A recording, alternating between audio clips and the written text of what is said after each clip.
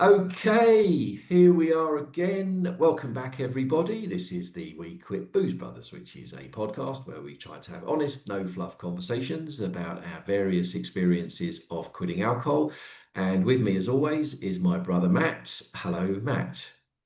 Good morning, Mark. Good morning, everyone. Thank you again for joining us. It's so great that you know the people we have take their time, from their days, busy days. I'm sure you're all busy to sit and listen to us, two old idiots, talk about something that's very close to our heart and something we hope helps. So thank you very much. Really is something that means a huge amount to us.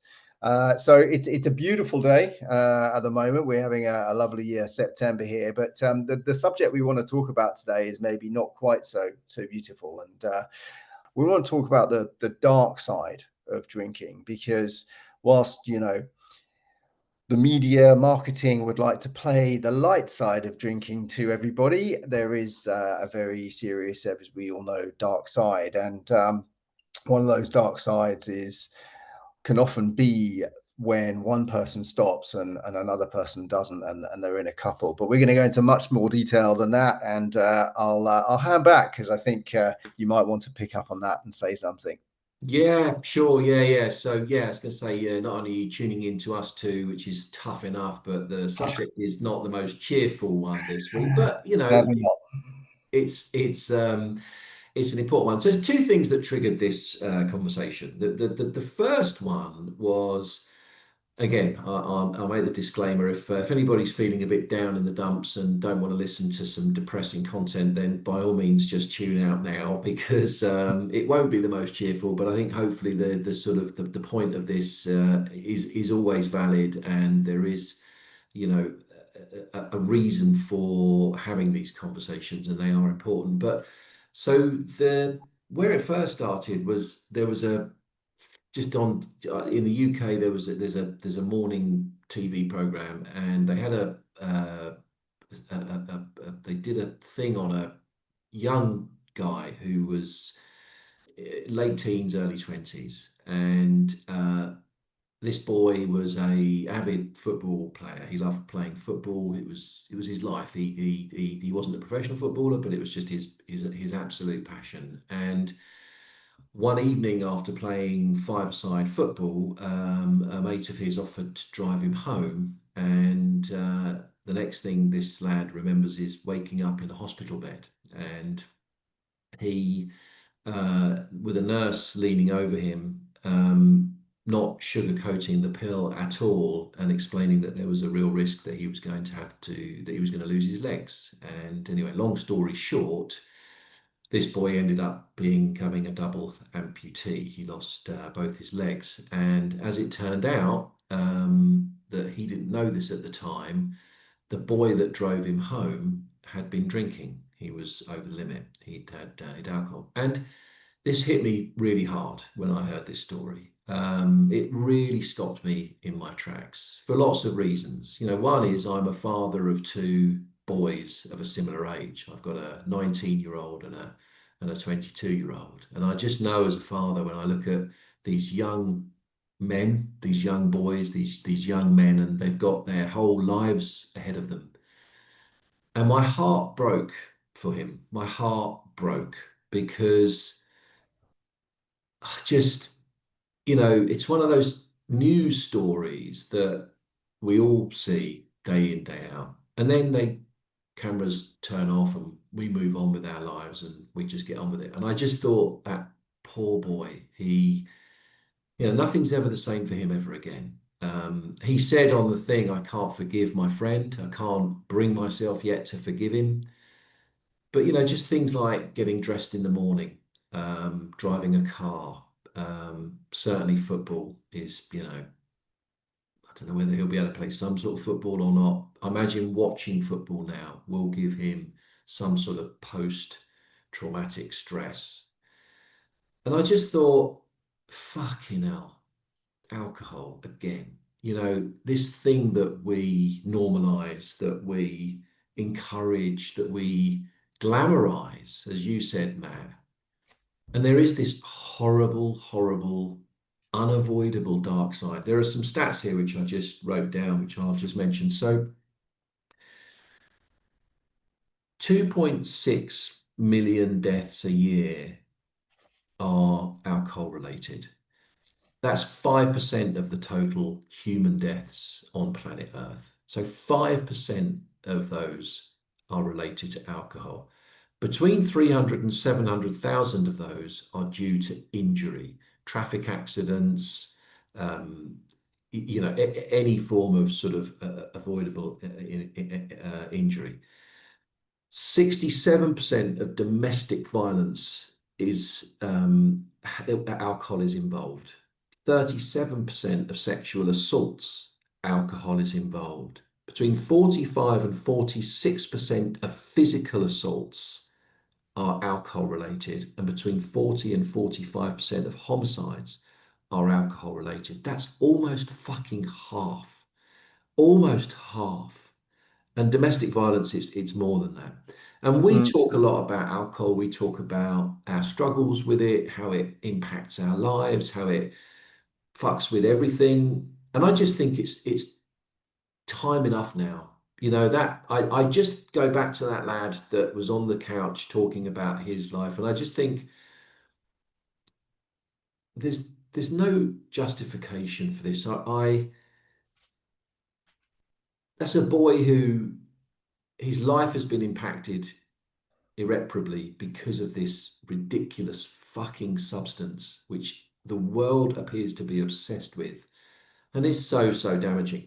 The other thing was, like you said, we had a comment and it was from a wife of somebody who drank, and it was a lovely email. It was a really interesting comment, lovely comment, very honest, and and she really provided another perspective on the damage that this causes, which is, her point was that I was the partner in all of this. I was the innocent party, and it ruined her marriage, and it ruined, and it was alcohol again. And I just think we just felt that maybe this is an episode where we should just, wherever you are in your alcohol journey, by stopping drinking, you're not only are you doing something amazing for your health, for your well-being, your physical and mental well-being, you're actually doing something to reduce your chances of some mishap, of impacting other people, of doing things that would impact. How many of us have got behind the wheel when we've been drinking? How many of us have got into arguments that we wouldn't normally have got into had we not have been drinking?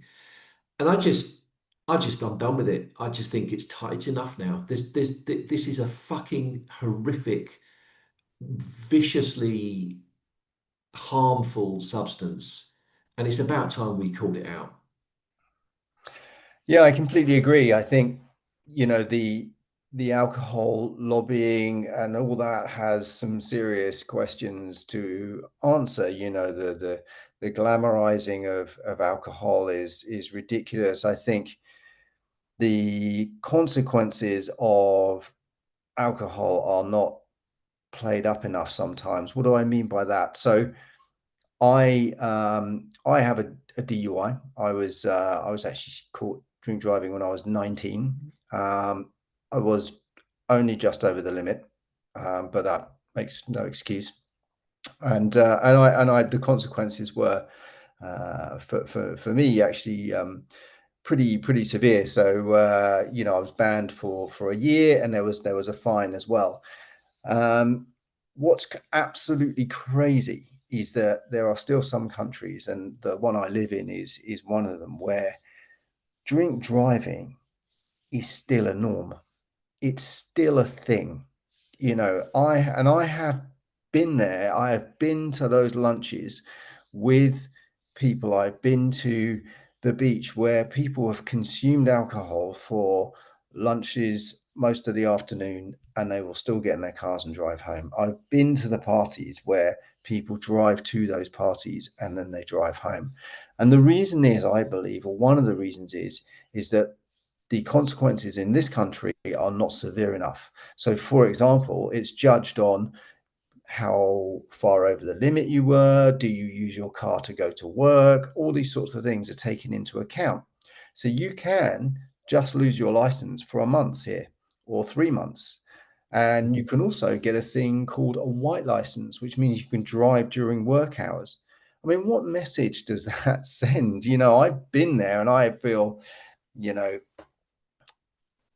what can I say? I'm not an example of good behavior, and yet it was a long time ago. But it did put me off. It did put me off, and there was a real movement, I think, in the UK, certainly in the 90s and after, where we didn't let our friends drive. You would get the taxi, you would make sure that they could stay over and that, and I think that's kind of needs to be brought back. It needs to be severe. It's the only way. Do you know what I mean? If you lose your license for 3 years, if you're caught drink driving, that means something. That is difficult. That is going to disrupt your life and make you think, okay, I can't do that again. So yeah, I mean, the dark side of drinking, what can I say? It robs you of everything. 99.9% of everything I did that was wrong or that I regret or that I thought I could have done that better were mostly, related to drink. And you make bad decisions. Everything stems from I just think, oh God, guys, look at it. It's violence, it's affairs, it's illness, it's drink driving, it's murder, it's accidents. It's unbelievable. And, it does more than that. It robs you of your parents. It robs you of children. It robs you of your partners. We had that message in the week, and that's what it is. It's robbing people of a great life, of a normal life. And yet still it's glamorized, and still, when you go to someone's house, when you go to a party, when you go out, have a drink, have a drink, have a drink. And you just think, fucking hell, it's mad.